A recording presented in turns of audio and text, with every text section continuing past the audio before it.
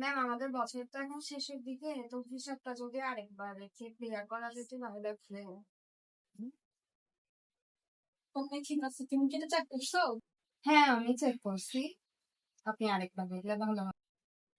May I coming ma'am? Yes coming.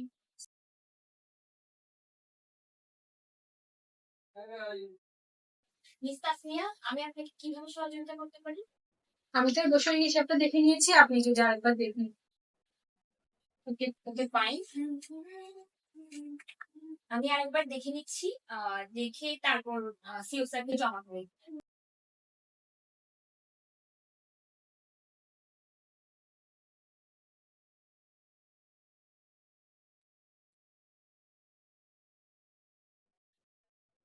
May I coming sir?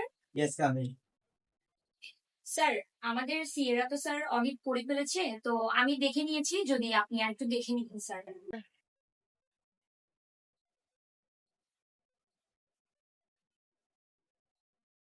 এখানে তো মানে কিছু ভুল আছে।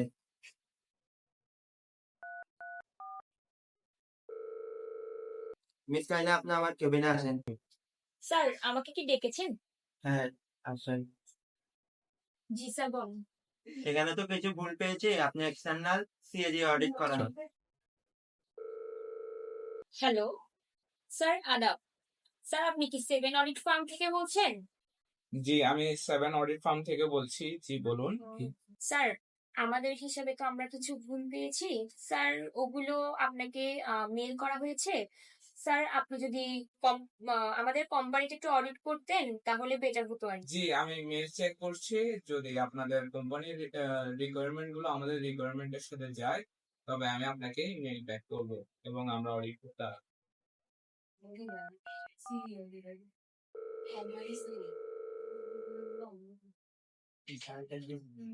হ্যালো মিস মুমু, আপনি একটু আমার কেবিনে আসুন তো। জি স্যার আসতে পারি?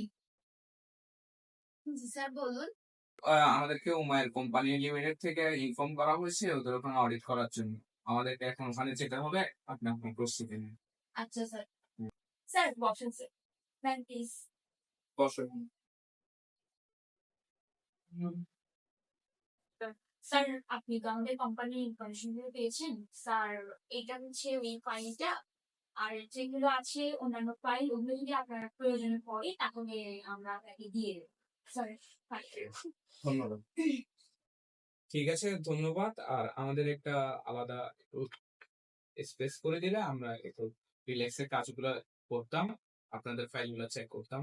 আর আপনাদের যে দুইজন অডিটর আছে তাদেরকেও একটু আমাদের সাথে দেখা করতে বলবো। আচ্ছা, ডেলিভারি গুলো একটু চেক করো তো। 2 তারিখ 6,000 প্রোডাক্ট গেছে, ডেলিভার হয়েছে। 3 তারিখ 1,500, 6 তারিখ 1,100।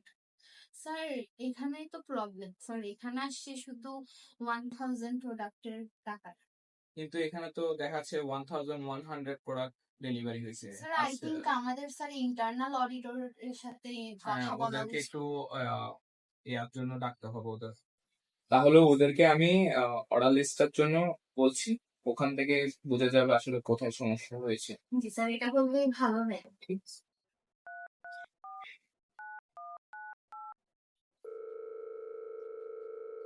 জি, আসসালামু আলাইকুম।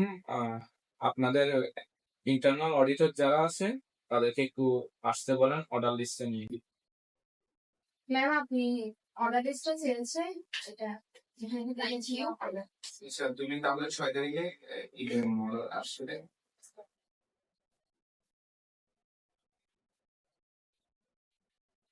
স্যার এখানে তো 1000টা প্রোডাক্ট অর্ডার দিয়েছে।